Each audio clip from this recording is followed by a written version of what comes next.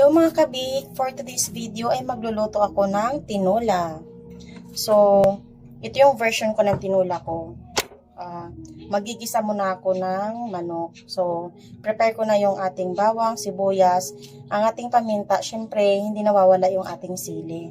Tapos, ang ating manok, pechay, yung ating malunggay, okra, sayote, at ang ating tanlad per cubes, ang ating magic sarap. So, start na tayo ng luto mga kabake. Lagay natin.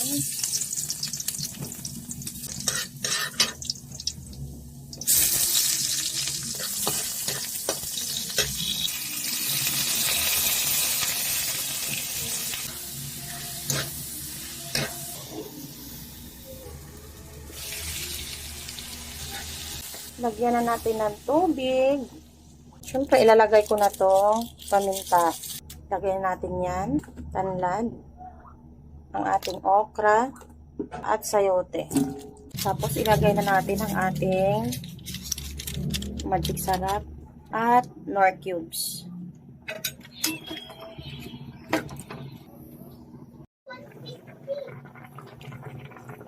Lagay natin ang ating pechay.